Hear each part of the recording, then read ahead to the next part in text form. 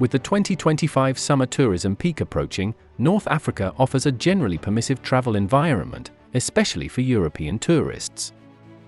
Access to cities, commercial hubs, and tourist zones has improved across most countries. Transport infrastructure is fully operational, and no new entry or mobility restrictions have been introduced in core destinations.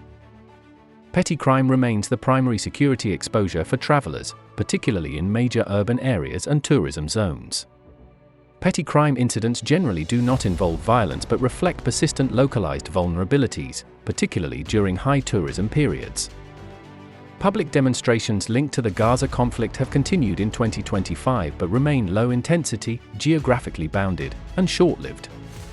Despite the persistence of these protests, they have not disrupted domestic movement or logistics. The threat from organized militant networks has declined, with counter-terror agencies intercepting most plots at the planning stage. While isolated attacks cannot be ruled out, there is no indication of a coordinated resurgence in transnational militant activity.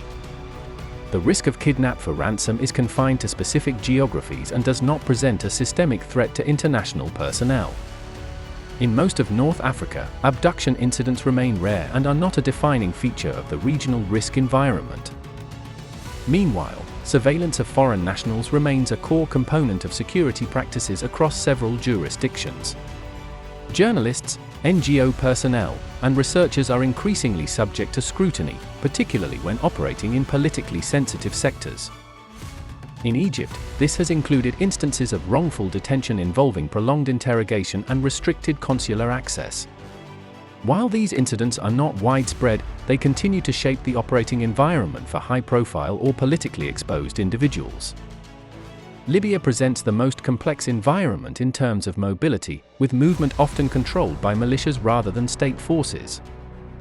These checkpoints are unpredictable and frequently shift based on militia alignments, especially in the west and south, posing risks to both local and international travelers. Despite these layered controls, no country in the region has recently introduced new travel restrictions. Additionally, access to commercial and administrative centers has improved during the post-pandemic period. Outside of conflict zones, mobility remains relatively unrestricted, and the outlook for regional travel remains stable heading into the summer season.